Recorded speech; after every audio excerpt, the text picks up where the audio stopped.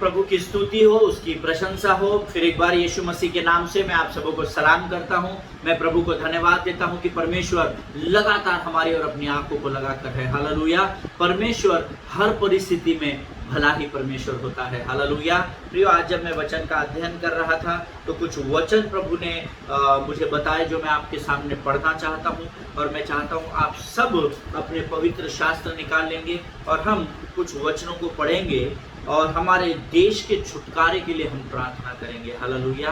प्रियो, भजन संहिता उसका 19 अध्याय को हम निकालेंगे। साम्स चैप्टर 79 है ना, 79 अध्याय को हम निकालेंगे और इसमें हम लोग 1, 2, 3 और 8 और 9 वचनों को पढ़ेंगे। आमीन। 8, 9 और 10 वचनों को पढ़ेंगे, है ना। पहले 3 वचन और फिर आखिरी के 8, 9 और 10 वचन हम पढ़ेंगे।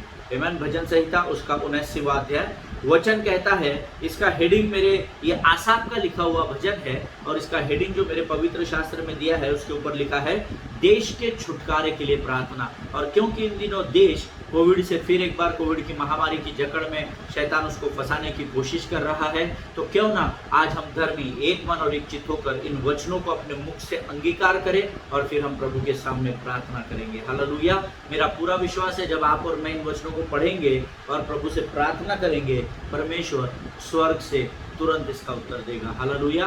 आइए, भजन संहिता उसका 79वां अध्याय उसके 1, 2 और 3 वचन को हम पढ़ेंगे। हे परमेश्वर, अन्य जातियां तेरे निज भाग में घुस आई, उन्होंने तेरे पवित्र मंदिर को अशुद्ध किया और यरूशलेम को खंडहर बना दिया है। उन्होंने तेरे दासों के शवों को आकाश के पक्षियों का आहार कर दिया और तेरे भक्तों का मांस वन पशुओं को खिला दिया है। उन्होंने उनका लहू यरूशलेम के चारों ओर जल के समान बहाया और उनको मिट्टी देने वाला कोई न था। हालेलुया। हम सब जानते हैं ये हालात कोविड में चल रहे हैं कि इन लोगों को शव उनके परिवारों को नहीं मिले क्योंकि उन्हें कोविड की बीमारी हो गई थी, और उन्हें कई लोगों को तो बिना कोविड की बीमारी के हो गई इस नाम से भी गाड़ दिया गया, जला दिया गया, है ना। सो परमेश्वर, आज जब मैं अध्ययन कर रहा था तो प्रभु ने इन वचनों के द्वारा मुझसे बातें की थी। आमीन। इसीलिए मैंने कहा कि हम सब मिलकर प्रार्थना करेंगे, लेकिन उससे पहले इन वचनों को पढ़ेंगे। अब हम पढ़ेंगे 8, 9 और 10, सेम चैप्टर 8, 9 और 10 वचन को पढ़ेंगे। हमारी हानि के लिए हमारे पुरखाओं के अधर्म के कामों को स्मरण न कर, तेरी दया हम पर शीघ्र हो, क्योंकि हम बड़ी दुर्दशा में पड़े हैं। हे हमारे उद्धारकर्ता परमेश्वर, अपने नाम की महिमा के निमित्त हमारी सहायता कर और अपने नाम के निमित्त हमको छुड़ाकर हमारे पापों को ढाप दे। अन्य जातियां क्यों कहने पाए कि उनका परमेश्वर कहाँ रहा। अन्य जातियों के बीच तेरे दासों के खून का पलटा लेना हमारे देखते उन्हें मालूम हो जाए। हालेलुया। परमेश्वर इन पढ़े हुए वचनों पर हम में से प्रत्येक को आशीष दे। प्रियो, जब हम प्रार्थना करते हैं, जब हम वचन को पढ़ते हैं, तो परमेश्वर हमारे लिए कार्य करना आरंभ करता है। हालेलुया। परमेश्वर आप सबों को इन वचनों के पढ़े जाने के लिए आशीषित करे। आइए प्रियो, आज हम अपने अध्ययन को जो हम पिछले 3-4 दिनों से सीख रहे हैं, प्रभु से प्राप्त कर रहे हैं, उसके लिए हम परमेश्वर के सामने अपने आप को फिर एक बार नम्र और दीन करेंगे और हम प्रार्थना करेंगे। आइए हम दुआ करें। धन्यवाद और धन्यवाद और धन्यवाद देते हैं आकाश और पृथ्वी को बनाने वाले महान और जीवित परमेश्वर। तेरे शब्दों के द्वारा तूने पृथ्वी को स्थिर किया, इसलिए हम तेरी स्तुति और प्रशंसा करते हैं। राजा प्रभु जी, हम प्रार्थना करते हैं उन तमाम लोगों के लिए परमेश्वर पिता जो हमें रोज अपनी प्रार्थनाओं में स्मरण करते हैं, उन सबों को प्रभु उनके हिस्से की आशीषों से तुम भर दे परमेश्वर पिता। प्रभु जी, आज हमने वचनों के द्वारा हमने पढ़ा है प्रभु, और हम तुझसे विनती करते हैं परमेश्वर पिता, अपने महिमा के निमित्त हमारी सहायता कर परमेश्वर पिता। अपने नाम के निमित्त हमको छुड़ाकर हमारे पापों को तू ढाप दे परमेश्वर पिता। प्रभु जी, हम आज अपने शरीर, प्राणात्मा और बुद्धि को तुझे समर्पित करते हैं। राजा, शैतान की हर एक युक्ति योजनाओं को हम अपने जीवन से दूर जाने की आज्ञा देते हैं। प्रभु जी परमेश्वर पिता, हम प्रार्थना करते हैं जब हम तुझसे वचनों को प्राप्त करते हैं, हमारी सहायता और हमारी मदद कर परमेश्वर पिता। प्रभु जी, हम यीशु के लहू में अपने आप को ढापते हैं और इस विनती को धन्यवाद के साथ यीशु नासरी के नाम से मांगते हैं। सुन और कबूल कर। आमीन। हालेलुया। प्रियो, प्रभु आप सबों को आशीष दे। एक वचन जो हमने इस अध्ययन में पढ़ा था वो था, हे हमारे उद्धारकर्ता परमेश्वर, अपने नाम की महिमा के निमित्त हमारी सहायता कर। हालेलुया। जब मैं प्रार्थना कर रहा था, प्रभु ने कहा यही तो हमारा विषय है कि लोग मेरी महिमा को और बातों के साथ बांट रहे हैं। हालेलुया। प्रियो, बहुत ही गंभीर विषय है। अगर हम परमेश्वर की महिमा को किसी और बात के साथ बांट रहे हैं तो उसके परिणामों को हमको भुगतने के लिए तैयार रहना पड़ेगा। हालेलुया। क्योंकि मेरा और आपका यहोवा परमेश्वर जलन रखने वाला परमेश्वर है, ऐसा वचन बताता है प्रियो। हालेलुया। प्रियो, हमने पिछले 2-3 दिनों में इस विषय में अध्ययन किया और कल हम फाइनली हमारे पहले पॉइंट को ख़त्म कर सके, that the first death of Adam and Eve जो was a spiritual death, right. आदम और हवा की जो पहली मृत्यु उस अदन की वाटिका में हुई वो आत्मिक मृत्यु थी। दूसरी बात कल हमने आरंभ किए थे, second death was emotional death. They were emotionally died at the same place when they died spiritually. तो देखिए, जब हम परमेश्वर की महिमा को बांटते हैं तो केवल एक नुकसान हमारा नहीं होता, बहुत सारे नुकसान शैतान हमारे कर देता है हमारे अनजाने में, हमको पता ही नहीं होता है ना। हमको लगता है ठीक है ना, आज दारू पी लिए तो क्या होता, आज नशा कर लिए तो क्या होता, प्रभु कौन सा हमको देख रहा है। बट इमीडिएटली सिन कम्स तो डेथ कम्स, राइट। हमने देखा कि जैसे ही पाप आया तो मृत्यु साथ में चलना शुरू हो गया, हम फटाक से प्रभु से दूर हो जाते हैं, हमको पता भी नहीं चलता है। सेटन इज अ डिसीवर, ये हमेशा याद रखिए, है ना। वो हम उसके विषय में भी आने वाले दिनों में अध्ययन करेंगे। बहुत खतरनाक है शैतान, है ना। वो हारा हुआ है, सारी बातें बराबर है, पर हमको सचेत रहने की जरूरत है। आमेन। सो दूसरा पॉइंट है, secondly they died emotionally. Let us go to the word of God, the book of Genesis chapter 3 and verse 10। उत्पत्ति की किताब उसका 3रा अध्याय उसका 10वां वचन हम पढ़ेंगे। उत्पत्ति की किताब उसका 3रा अध्याय उसका 10वां वचन। उसने कहा, मैं तेरा शब्द बारी में सुनकर डर गया, क्योंकि मैं नंगा था इसीलिए छिप गया। तेरे को किसने बताया भाऊ तू नंगा था? मैं, क्योंकि आदम ने फल को खाने के द्वारा परमेश्वर की आज्ञा को टाल दिया था, जिसके द्वारा उसका कॉन्शियस एक्टिवेट हो गया और उसके कॉन्शियस ने सबसे पहली बुराई को देखा। हालेलुया। अच्छाई को नहीं देखा, बुराई को देखा, क्योंकि उसके पहले जो कुछ भी अदन की वाटिका में बना था वो सब अच्छा ही था, जिसका वो आनंद उठा रहा था। हालेलुया। ये वचन कहता है, उसने कहा, अर्थात आदम से जब परमेश्वर ने, हमने कल देखा था ना, वेयर वाला प्रश्न पूछा कि तू कहाँ है, किसने तुझे बताया कि तू नंगा है, वो जब सब प्रश्न पूछ रहे थे उस समय आदम ने ये उत्तर दिया, मैं तेरा शब्द बारी में सुनकर डर गया, क्योंकि मैं नंगा था इसलिए छिप गया। आमीन। प्रभु इन पढ़े हुए वचनों पर आशीष दे।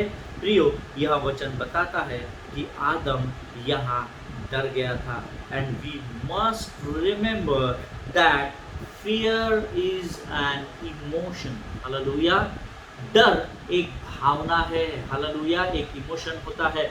जब हम डर जाते हैं तो डर को इमोशन कहते हैं बिब्लिकल लैंग्वेज में। हालेलुया। या ग्रामेटिकल में भी इमोशन, डर जो है वो एक इमोशन को दिखाता है। जैसे आनंद एक इमोशन है, जब हम आनंदित होते हैं तो हम अपनी भावना को व्यक्त करते हैं, जब हम किसी को कॉन्ग्रेचुलेट करते हैं तो हम अपने इमोशंस को प्रकट करते हैं। उसी प्रकार से जब हम डर में होते हैं तो उस डर के द्वारा भी एक भावना प्रकट होती है। हालेलुया। प्रियो, we must remember that fear is an emotion and nothing else. Hallelujah. और वचन बताता है, क्योंकि वे नग्न थे इसीलिए अब they are living a life of shame also. आप ये लिख सकते थे, क्योंकि वे नग्न थे इसलिए अब वे शर्म से भरी हुई जीवन को जी रहे थे। हालेलुया। प्रियो, डर जो है वो शर्म को लेकर आता है, ये हमेशा याद रखिए। हालेलुया। जिनके सुनने के कान हो वो सुन ले। जब आप डरे हुए होते हैं तो वो डर आपके जीवन में शर्म को भी लेकर आता है। हालेलुया। प्रियो, परमेश्वर का वचन यहाँ इतना साफ तरीके से बताता है कि उसने कहा कि मैं नंगा था इसीलिए मैं छिप गया और तेरी आवाज़ को सुनकर डर गया। हालेलुया। जिस परमेश्वर की आवाज़ को सुनने के लिए वो अब तक ललायत थे, वे राह देखते होंगे कि अदन की वाटिका में आदम और हवा खेलते होंगे, सब कुछ जब वो बोर हो जाते होंगे दोनों, तो उन्हें लगता होगा प्रभु कब आएगा, कब हम प्रभु की वाणी को सुनेंगे, ताकि हम फिर तीनों मिलकर मस्त अदन की वाटिका का आनंद उठा सके। वही आदम अभी क्योंकि उसका मन एक्टिवेट हो गया है, कॉन्शियस पाप के द्वारा एक्टिवेट हो गया है। अब वही आदम कह रहा है, बारी में मैं तेरा शब्द सुनकर, तेरी वाणी को सुनकर डर गया और मैं छिप गया। हालेलुया। प्रियो, जब आप पाप करते हैं तो शैतान आपके जीवन में डर को लेकर आता है। हालेलुया। इस बात को लिख लीजिए, पाप डर को भी लेकर आता है। पाप के द्वारा आत्मिक मृत्यु आई और अब ये डर को लेकर आ गया पाप, जिसके द्वारा वो क्या हो गया, डर के द्वारा शर्म आ गई और शर्म के द्वारा उसने अपने आप को अंजीर के पत्तों से ढांप लिया। आमीन। प्रियो, if you are separated from the lord due to sin, then devil will put you into shame for sure। आपको मैं गारंटी देता हूँ, अगर आप पाप करने के द्वारा जब परमेश्वर से अलग हो जाते हैं तो शैतान आपके जीवन में शर्म को लेकर आता है। हालेलुया। प्रियो, पिछले दिनों में एक पासबान है जिन्होंने एक स्त्री के साथ विवाह किया, छिपकर किया, और जिस पासबान ने उनका विवाह लगा के दिया, उस पासबान को तो लोगों ने कलीसिया ने चर्च से निकाल ही दिए, दोनों को इनफैक्ट निकाल दिए। लेकिन अब उनके ऊपर क्या हो गया, उस कार्य को करने के द्वारा शर्म आ गई। हालेलुया। प्रियो, हमेशा याद रखें, if you are separated from the lord due to sin, then devil will put you into shame also। Hallelujah. पाप जो है वो आपके जीवन में डर को लेकर आता है, और डर जो है वो आपके जीवन में शर्म को उत्पन्न करती है, और शर्म आपके जीवन में केवल शैतान ही डालता है। हालेलुया। क्योंकि आपने पाप कर दिया है तो आपने शैतान के लिए द्वार को खोल दिया है। मैं जिनके सुनने के कान हो वो सुन ले। दूसरी मौत जो है, दूसरा नुकसान जो आदम और हवा का हुआ और जो मेरा और आपका आज हो रहा है या हो सकता है, the second death was emotional death, जो हमने उत्पत्ति 3:10 में सीखा। हालेलुया। पहली डेथ हमने देखा, first death, because they shared the glory of the Lord, उन्होंने परमेश्वर की महिमा को बांट दिया, कॉम्प्रोमाइज कर दिया, इसलिए पहली उनकी आत्मिक मृत्यु हुई और दूसरी उनकी भावनात्मक मृत्यु हुई। Hallelujah. Now thirdly they died with relationally. Hallelujah. तीसरी मृत्यु जो उनकी हुई वो रिलेशन की मृत्यु हो गई। रिलेशन को हम क्या बोलते हैं, रिलेशन का मुझे हिंदी में शब्द अभी याद नहीं आ रहा है। रिलेशन यानी क्या होता है कि भाई रिश्ता है ना, उनकी रिश्ते में भी मृत्यु हो गई। प्रियो, हालेलुया। पहली मृत्यु आत्मिक मृत्यु, first death spiritual death, second death emotional death and third death relational death, है ना। रिश्ते में भी उनकी मृत्यु हो चुकी थी। कैसे, वो हम वचन से देखेंगे। हम एक वचन निकालेंगे, उत्पत्ति की किताब उसका 3 अध्याय उसका 16 वचन। The book of Genesis chapter 3 and verse 16। मेरा विश्वास है पवित्र शास्त्र आप मेरे साथ पढ़ रहे हैं, हम सब मिलकर इस वचन को पढ़ेंगे। उत्पत्ति की पुस्तक उसका 3 अध्याय उसका 16 वचन कहता है, फिर स्त्री से उसने कहा, अर्थात हव्वा से परमेश्वर ने कहा, मैं तेरी पीड़ा और तेरे गर्भवती होने के दुख को बहुत बढ़ाऊंगा। तू पीड़ित होकर बालक उत्पन्न करेगी और तेरी लालसा तेरे पति की ओर होगी और वह तुझ पर प्रभुता करेगा। परमेश्वर इन पढ़े हुए वचनों पर आशीष दे। आप अंतिम भाग को अंडरलाइन कर सकते हैं कि तेरी लालसा तेरे पति की ओर होगी और वह तुझ पर प्रभुता करेगा। इसको आप अंडरलाइन कर लीजिए ताकि आने वाले अध्ययन में हम इसकी गहराई तक जा सके। हालेलुया। प्रियो, यहाँ ऐसे कितने लोग आप में और मेरे में हैं जो अपने पत्नी को कंट्रोल में रखते हैं, है ना। ये प्रश्न आप अपने आप से पूछिएगा, है ना। हमारे में ऐसे कितने लोग हैं जो अपने पत्नी को दबा कर रखते हैं, क्योंकि बोलते हैं कि देख, परमेश्वर ने ये वचन में कहा है कि मैं तुझ पर अधिकार करूंगा, मैं तुझ पर प्रभुत्व करूंगा। ये कह कर कितने लोग हैं जो अपने पत्नी को दबा कर रखते हैं, आमीन। और उससे बड़ा प्रश्न मैं आज आपसे पूछना चाहता हूँ, ऐसे कितने लोग हैं जो अपने पत्नी के दबाव में रहते हैं। हालेलुया। जिनके सुनने के कान हो वो सुन ले।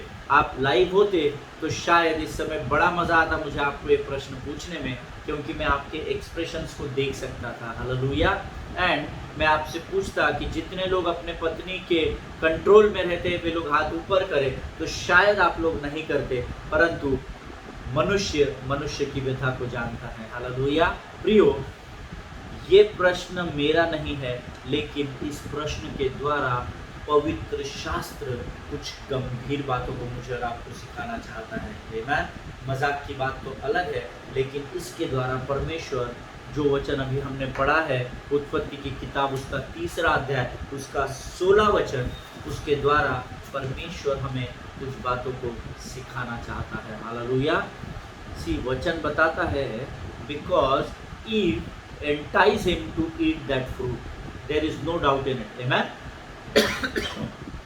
बहुत वर्षों से इस बात पर विवाद हो रहा है कि आदम ने हव्वा को बहकाया, कि हव्वा ने आदम को बहकाया, कि दोनों ने सर्प को बहकाया।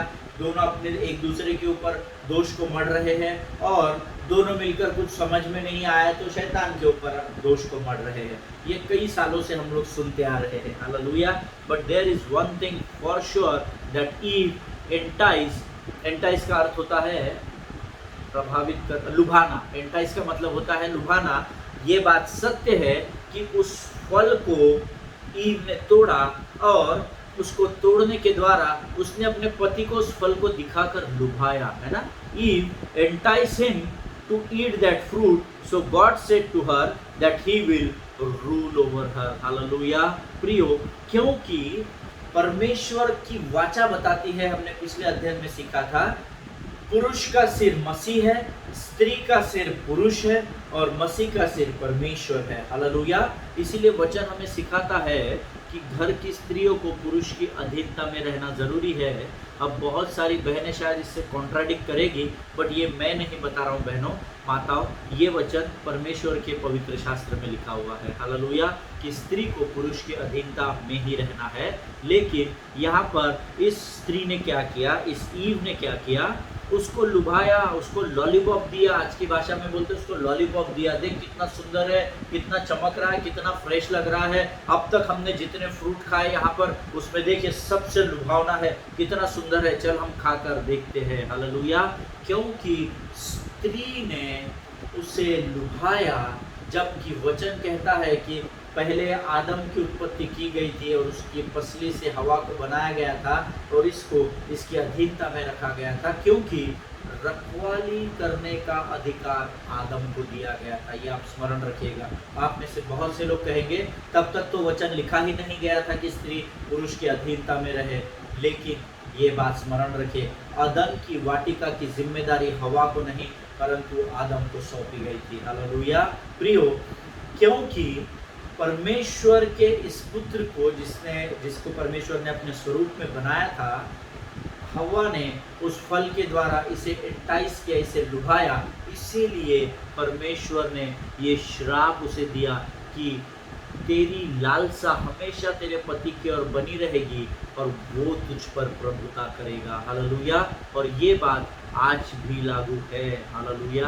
प्रभु के दोबारा आगमन तक यही नियम लागू रहेगा, क्योंकि परमेश्वर का वचन कल, आज और युगानुयुग एक सा है, कभी भी न बदलने वाला वचन है। हालेलुया। जिनके सुनने के कान हो वो सुन ले कि परमेश्वर क्या बताना चाह रहा है। आमीन। पति के अधीन रहना, यानी पतियों को लाइसेंस नहीं मिला है कि वो अपने पत्नी के साथ कैसा भी व्यवहार करे, क्योंकि वचन बताता है स्त्री निर्बल पात्र है। परमेश्वर जितना प्रेम आदम से करता है, परमेश्वर उतना ही प्रेम हवा से भी करता है। ये बात स्मरण रखिएगा। हालेलुया।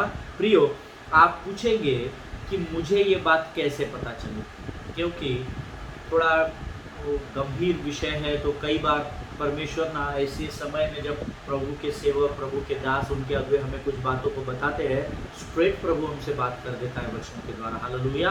कि भाई ये तेरे लिए है, बहन ये आपके लिए है, दूसरे को पलट कर मत देखिए कि उनके लिए है, ये वचन आपके लिए है। हालेलुया। प्रियो, आप जो मुझे पूछेंगे कि आपको कैसे पता चला ये बात कि परमेश्वर ऐसा बताना चाह रहा है, तो let us read Genesis chapter 4 and verse 7. हम उत्पत्ति की किताब उसका 4वां अध्याय उसका 7वां वचन हम पढ़ेंगे और पवित्र शास्त्र हम खोलेंगे। The book of Genesis chapter 4 and verse 7। उत्पत्ति की किताब 4वां अध्याय 7वां वचन यहाँ कहता है, यदि तू भला करे तो क्या तेरी भेंट ग्रहण न की जाएगी, और यदि तू भला न करे तो पाप द्वार पर छिपा रहता है। इसको आप अंडरलाइन कर लीजिए। तो पाप द्वार पर छिपा रहता है और उसकी लालसा तेरी ओर होगी और तुझे उस पर प्रभुता करनी पड़ेगी। हालेलुया। प्रियो, जिस बात की लालसा आपकी ओर होती है उस पर आपको प्रभुता करना सीखना पड़ेगा। हालेलुया। यहाँ केन और हाबिल के विषय में, ये हमारा विषय नहीं है, पर हम जानते हैं इस वचन को। आमीन। प्रियो, now the same thing is written in Genesis 3:16, amen, जो हमने अभी पढ़ा था, जिसका अंतिम भाग कहता है, तेरी लालसा तेरे पति की ओर होगी और वह तुझ पर प्रभुता करेगा। दोनों वचनों में तेरी लालसा ये शब्द कॉमन आया है, जिसको आप डबल अंडरलाइन कर लीजिए। हालेलुया। अक्सर ऐसा होता है, परमेश्वर ने क्या बोला कि क्योंकि तेरी लालसा तेरे पति की ओर होगी और वह तुझ पर प्रभुता करेगा, वो केवल इसलिए क्योंकि तू कारण है कि तूने उसे बहकाया, तूने उसको एंटाइज किया, तूने उसको लुभाया इस फल को खाने के लिए। हालेलुया। लेकिन इसका अर्थ ये नहीं है कि गलती हवा की थी। मैं हम आगे सीखेंगे वचनों के द्वारा। हो सकता है जितने पति पत्नी इस समय इस वचन को देख रहे होंगे, हो सकता है इस समय पति अपनी पत्नी की ओर देख रहा होगा, देखा क्या बताया ब्रदर ने, मैं तुझ पर अधिकार करूंगा, मेरे ऊपर चिल्लम चाली नहीं करने का, मैं कुछ भी करूंगा, दारू पीऊंगा, ना मारूंगा, नाटक करूंगा, तुझे सहना पड़ेगा, क्योंकि ब्रदर ने बताया है कि पति पत्नी पर अधिकार करेगा। हालेलुया। लेकिन ऐसा नहीं है। हालेलुया। आपको वचन की गहराई में जाना पड़ता है वचन को समझने के लिए। आमीन। प्रियो, यहाँ पर the word of God said, your desire to control him will magnify him. Hallelujah. स्त्री की जो इच्छा थी कि वो अपने पति के ऊपर कंट्रोल करे, उसकी इस इच्छा ने ही उसे पति को उसके ऊपर अधिकार दे दिया। हालेलुया। अगर वो ये कार्य नहीं करती तो शायद आज तक भी आप और मैं अदन की वाटिका में होते और स्त्री और पुरुष एक ही गाड़ी के दो पहियों के ना ही काम करते हैं। ये हमेशा स्मरण रखिए। हालेलुया। ना तो पुरुष कम है ना तो स्त्री कम है। प्रभु परमेश्वर जब स्वर्ग से देखता है तो दोनों को एक ही चश्मे से देखता है। हालेलुया।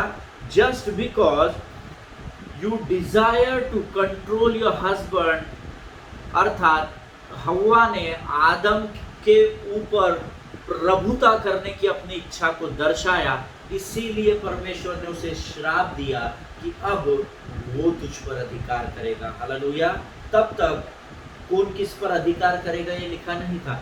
भले ही उसे गार्डन की रखवाली करने को जरूर कहा गया था कि तू इस अदन की वाटिका की रखवाली भी करना और इसका आनंद भी उठाना, वो इसलिए कहा गया था क्योंकि परमेश्वर ने पहले पुरुष को बनाया था। आमीन। इसीलिए उसे पहले वो अधिकार दिया गया था।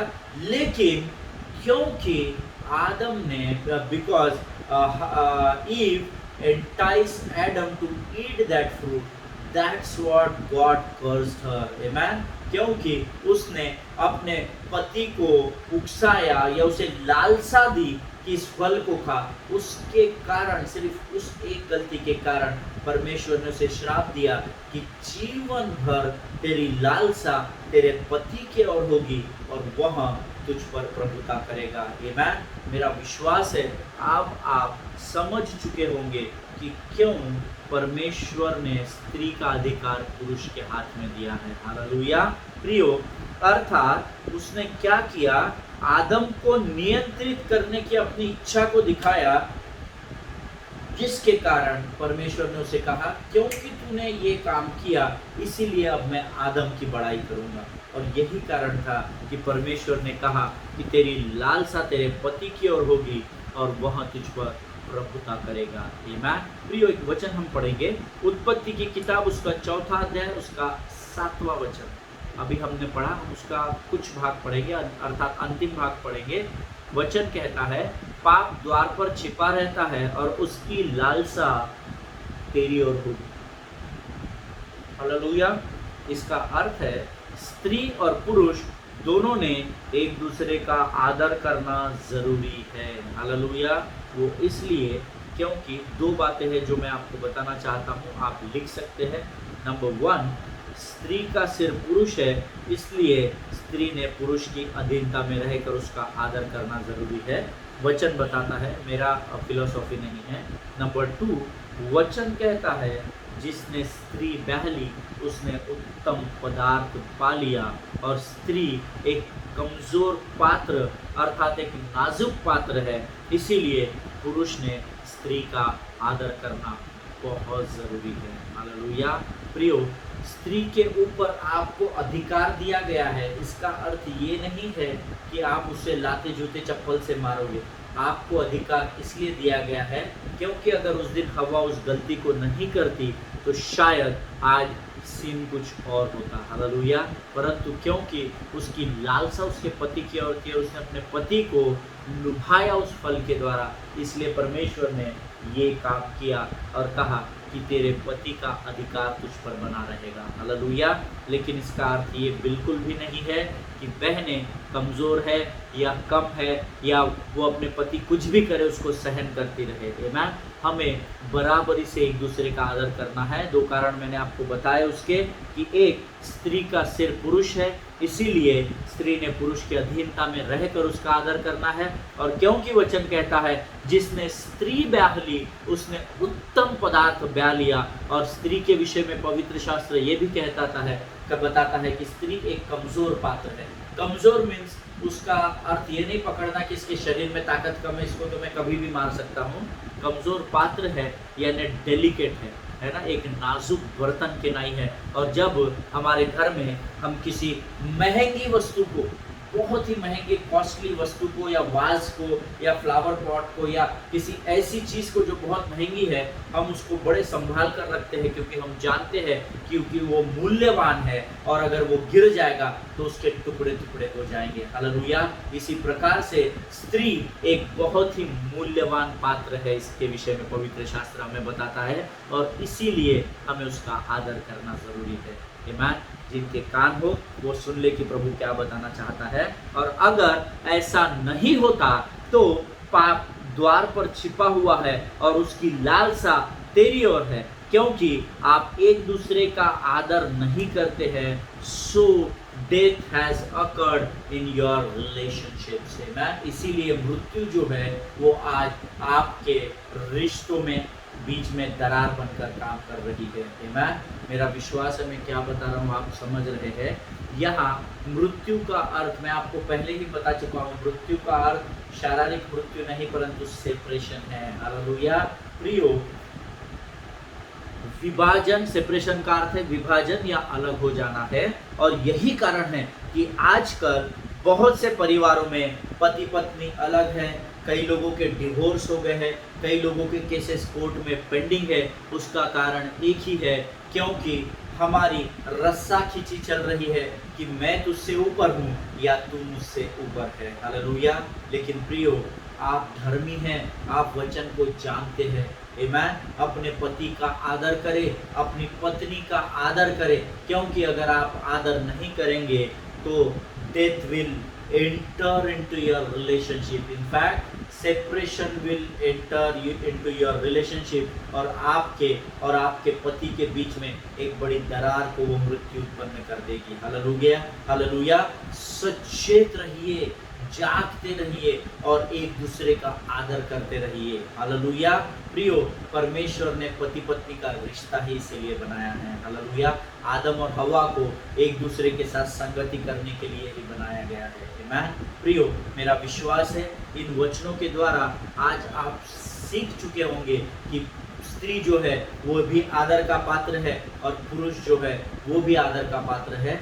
जस्ट बिकॉज ईव ने गलती कर दी, अपने पति को एंटाइज कर दिया, उसको लालच दे दिया, उसके कारण परमेश्वर ने उसे श्राप दिया कि अब वो तुझ पर प्रभुता करेगा क्योंकि तूने प्रयत्न किया उसको बहकाने का और उस पर प्रभुता करने का। हालेलुया।